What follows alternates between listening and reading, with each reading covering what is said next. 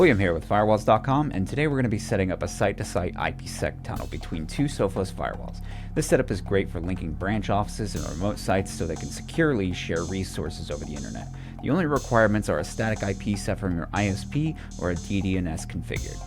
So for this demonstration, we have a Sophos XGS 2300 for our HQ unit, great performance for our headquarters, and then a XGS 108 for our branch office. So to start, we want to go over to the left to our site-to-site VPN, and under IPsec connections, click Add. So from the headquarters, we're going to name this to branch office.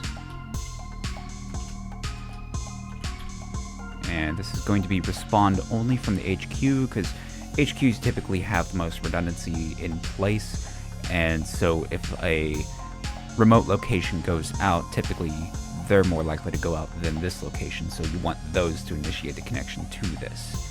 So we're going to set this to initiate the connection, and then we'll set this to branch office as well. So we're going to use a pre-shared key for this.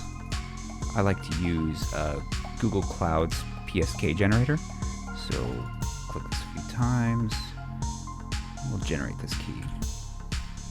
Go back here, and we're going to paste these in on both sides. They absolutely have to match on both sides. Going down to our gateway settings, we're going to use our local WAN interface, and then we need to enter in the gateway on the opposite side.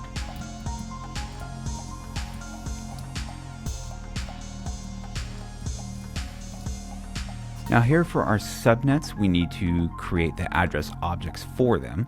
So for here, this is the 192.168.10 subnet.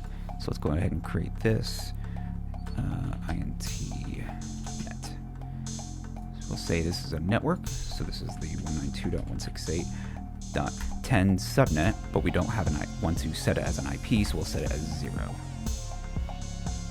And then our remote subnet is a branch office, is the 192.168.20 subnet. Save that. Now we'll do it for the same on the other side.